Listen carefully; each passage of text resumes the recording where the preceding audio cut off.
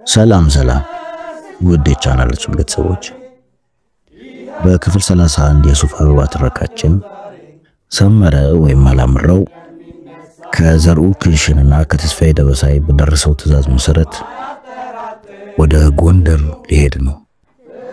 ጎንደር ደግሞ እንደሚታወቀው የመላኩ ተፈራ የሞት ግዛት ነው። ምን ይገጥመው ይሆን? ክፍል 31 አብረን እንከታተል። የሱፍ አበባ በሀብታሙ አለባቸው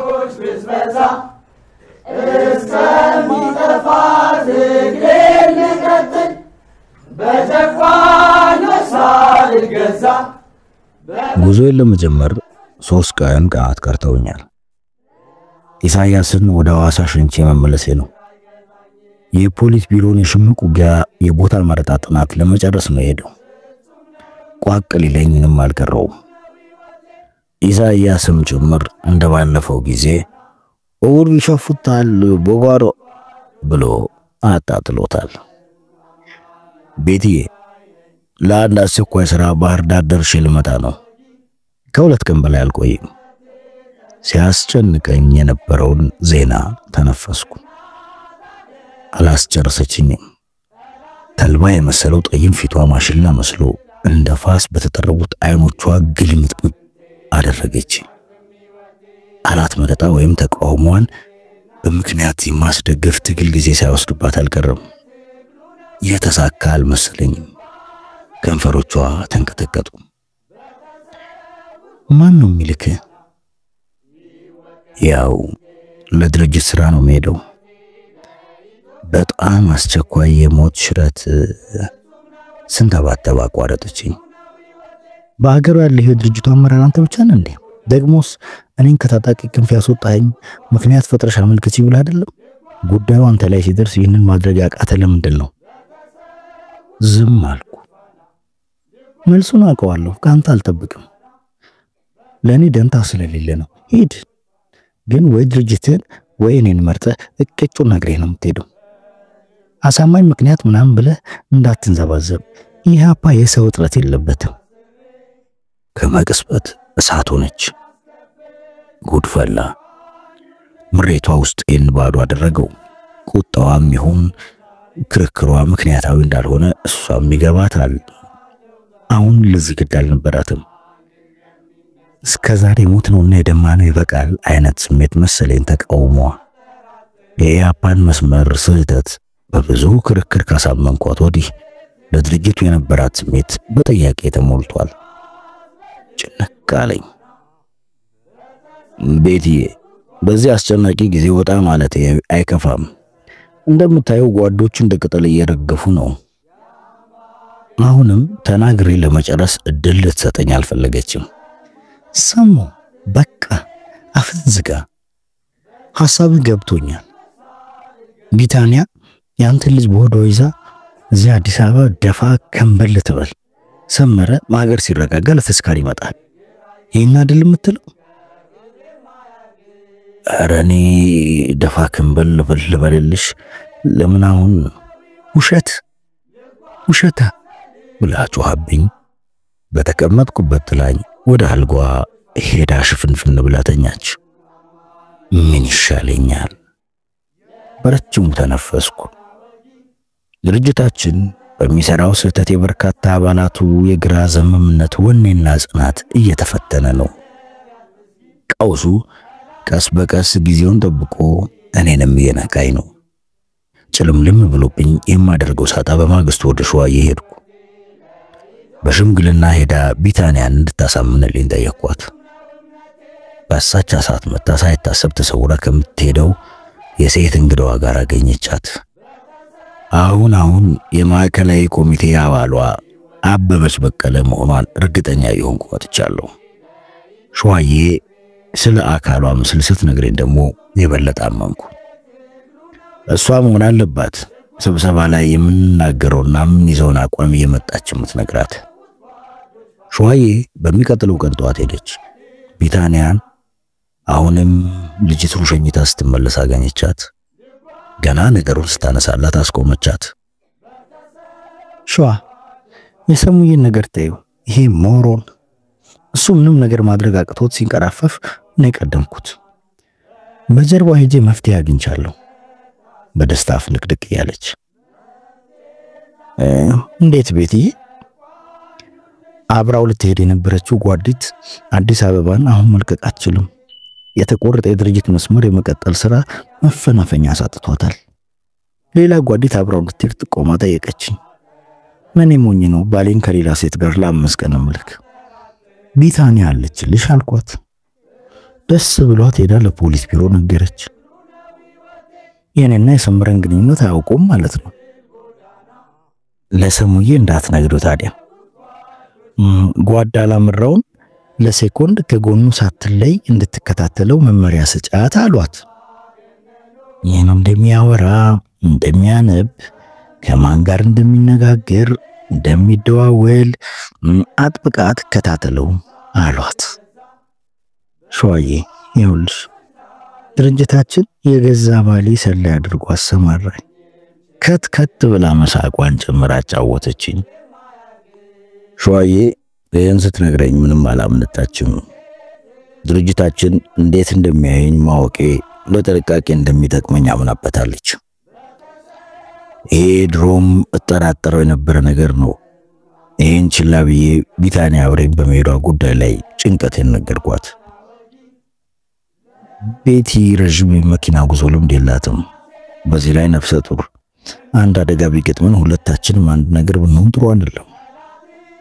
ጎንደር ደግሞ ከአዲስ አበባ የከፋ ነው ጭፍጨፋው። ምን ይሻላል ትያለሽ?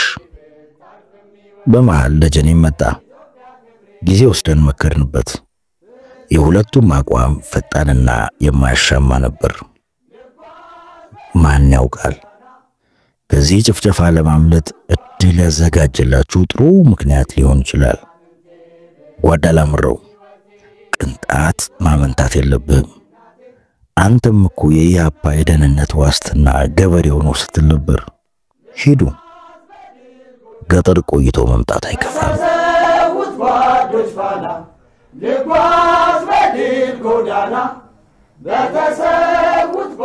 ከገራዥ ወጥቼ ወደ ቢታንያ ለመሄድ ብድግ ስል አንድ ደንበኛ መጣ። ከዚህ በፊት መጥቶ ያስተናገድኩት መሆኑ ትዝ ይለኛል። የማላስታውሰው የየትኛው መኪና ባለቤት መሆኑን ነው። በዋናው በር በኩል ገብቶ ወደ ቢሮ ሲመጣ በጥገና ላይ የነበሩ መኪኖችን አሸጋግሮ እየተመለከተን የመጣው። ሞቅ ያለ ሰላምታ ሰጠኝ። የኛን መኪና እየሰራችሁልን ነው? ደስ ይላል። በቅርብ ጊዜ ወስዳታለሁ ማለት ነው ብሎ በቀኝ እጁ ወደ መኪናው አመለከተኝ። በደንብ አስታወስኩት። የሜይሶኖች መኪና ሹፌር ነው። የተለየ ስጋት ወይም ጥርጣሬ ብቻ ምንም አይነት ስሜት አልተፈጠረብኝም። እጁን ይዤው ወደ መኪናዋ ሄድን። የጥገናዋን ደረጃ አስረዳሁት። የቀራት አንድ ትንሽ ዕቃ ማሟላት ነው። ከውጭ የሚገባ ዕቃ ስለሆነ ብቻ ነው የዘገየው። የዕቃው አስመጪ ድርጅት ጅቡቲ መድረሱ ነግሮናል። ከ3 ሳምንት በኋላ መኪናን ጨርሰን እናስረክባለን። እኔ ራሴ እደውልልሃለሁ። በጣም እርግጠኛ ሆኜ ቃል ገባሁለት። እሱን ሸኝቼ ወደ ቢታንያ ከመሄዴ በፊት ወደ ምድር ቤት አመራው። ሸዋዬንና ደጀኔን በድል ስሜት ሲጨባበጡ አገኘኋቸው። ከተሳካ አንድ የግድያ ኦፕሬሽን ተመልሶ መምጣቱን ገመትኩ። ምን እንደተገኘ ጠይቄያቸው አብሬያቸው ተቀመጥኩ። አንድ አረመኔ የፖሊስ መርማሪ ነበር፣ ሻምበል ጣሰው የሚሉት። አንዲት ጓዳችንን አስሮ ወፌ ላላ ሊገርፋት ሲል ነፍሰ ጡር ሆና አገኛት። እንዳይተዋት ጭካኔውን በምን ያርካ። አስቦ ማንም ከሴት የተወለደ ሰው የማያደርገውን ግፍ ሰራባት። የጡቶቿን ጫፎች በፒንሳ አጣብቆ ብልቷ ውስጥ በርበሬ ጨመረባት። 3 ሌሊትና ደምን ባልቅሳ በ4ኛው ቀን በብዙ ልመና ገላዋን ታጠብ ተፈቀደላት። የከፍተኛ 12 ህዝብ ብሎ ነው ያለቀሰው። አሁን እሱን ጠብ አድርገውት መምጣታቸውን እያጫወተኝ ያለ ነው አንተ የመጣኸው። የሰውየው ድርጊት ዘግንኖኛል። እንደተለመደው ከርዕዮተ ዓለም አንጻር ሳየው ግን ስሜት አልሰጠኝም። የራሳችን ድርጅት ድክመት ያስከተለው መዘዝ ነው። የኮሎኔል መንግስቱ ጭፍጨፋ ዘመቻ በየቀኑ አዳዲስ የጭካኔ ተዋናዮችን በመፍጠር ላይ ነው። የአራት ኪሎዎቹ ግርማ ከበደና ብርሃኑ ከበደ ግንባር ቀዳሚዎች ናቸው።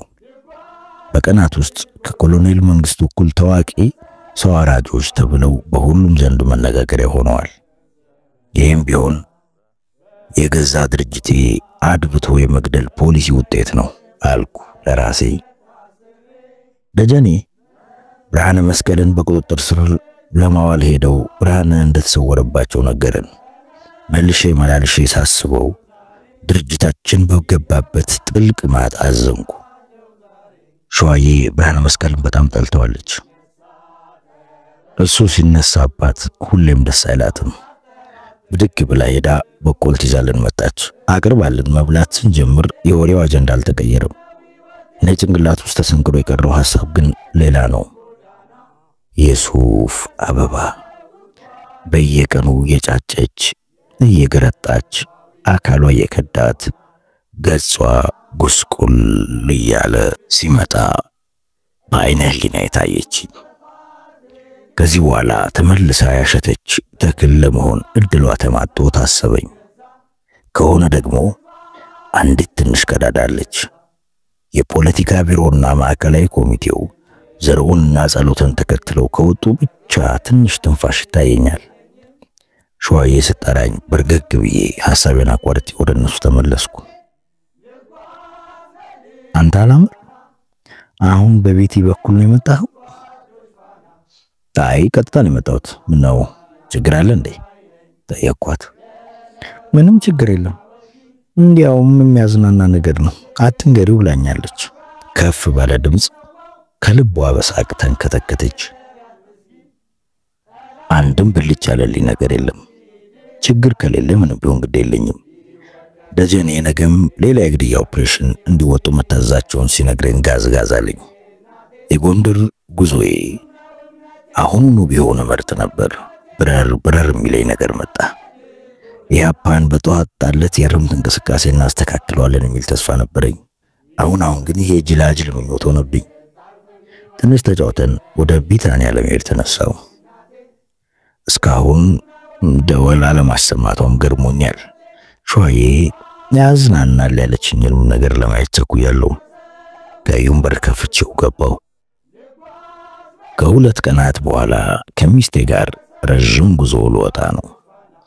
ገርበብ ያለውን የቢታንያን ክፍል በር ለአመል ያክል አንኳኩቶ ገባው። በመጀመሪያው ክፍል ሶፋ ላይ አንዲት ሴት ተቀምጣ ጠበቀችኝ።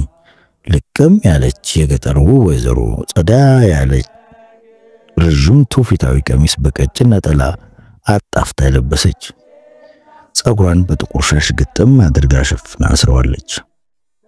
ግንባሯ ጫፍ፣ አገጯና አንገቷ በንቅሳት ተዝጎርጉሯል። የእጅ አምባርና የእግር አልቦ አድርጋለች። ትኩር ብዬ ሳያት ፊቷን ለማዞር ገልመጥ ስትል የወሊድ ቀኗ የደረሰ የ8 ወይ የ9 ወር እርጉዝ ናት። በቃ ተመችቷት ያደገች አንድ የገጠር ባላባት ልጅ ወይም የልጁ ሚስት።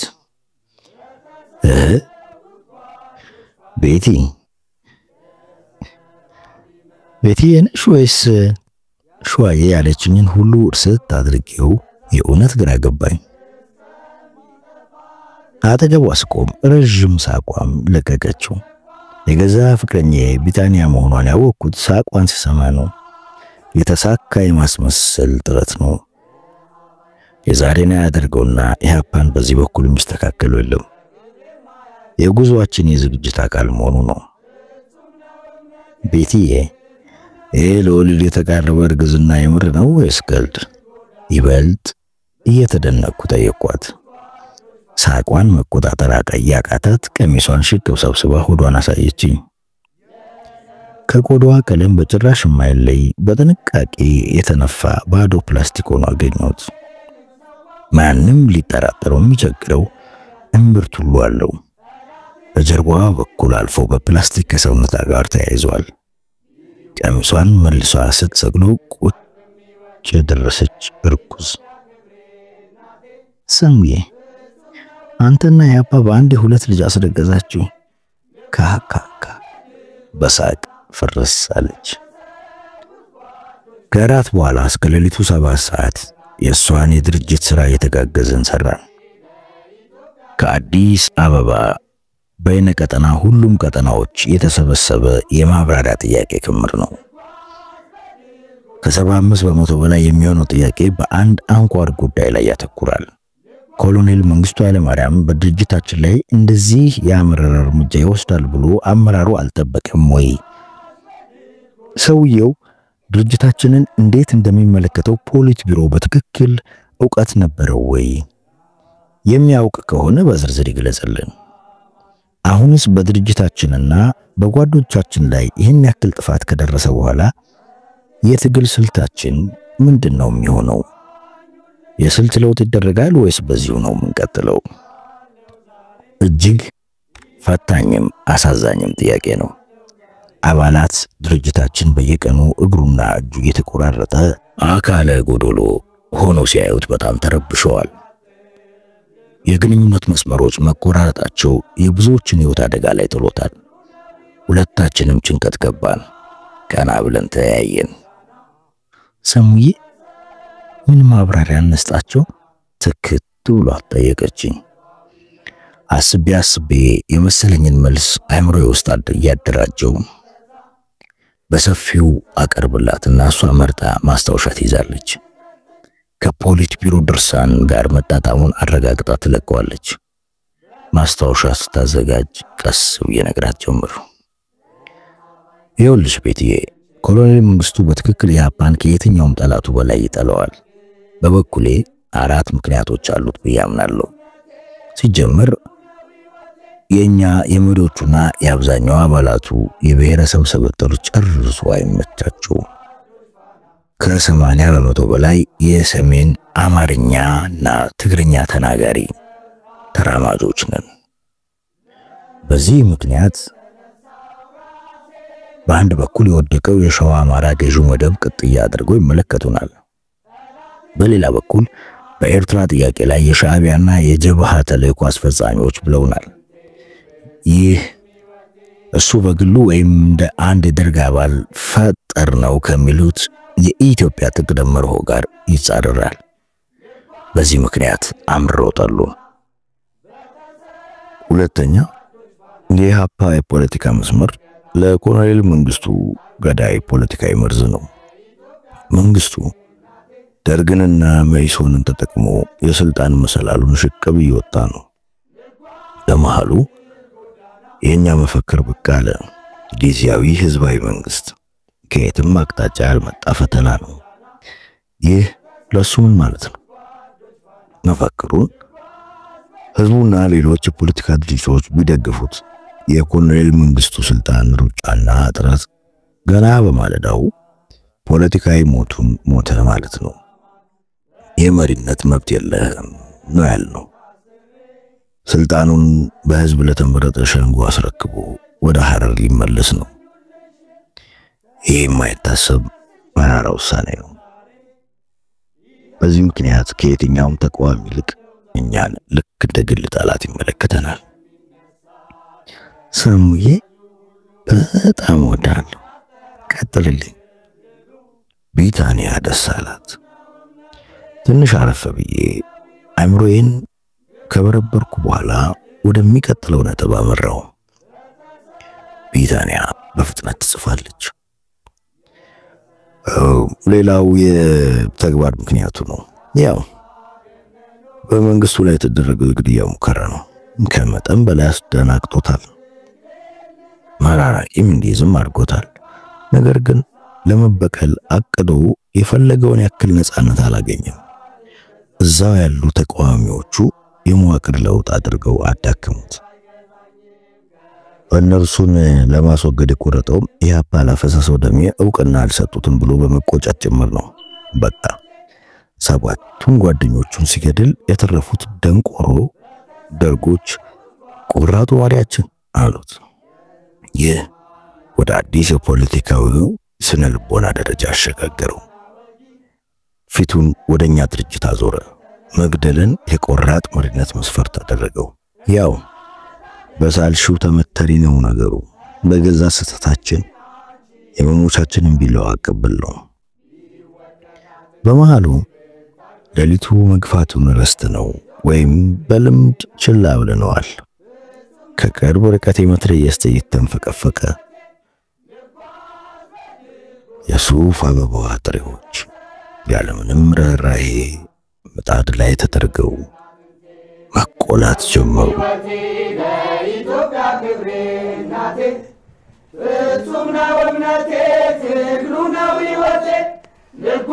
እንግዲህ ውድ አድማጮቻችን የክፍል 31 የትረካችን ይሄንን መስሏል።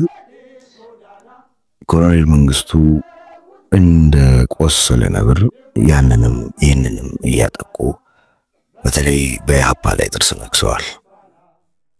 ቢታንያና አላምረው አንድ ላይ ወደ ጎንደር ሊጓዙ ነው። በሚቀጥለው ክፍል ምን ይፈጠር ይሆን? አብረን እንከታተላለን። አብራችሁን ስለነበራችሁ ከልብ አመሰግናለሁ። ሼር፣ ላይክ፣ ሰብስክራይብ ማድረጉ ተመያሹ። ዘውድ ቲዩብ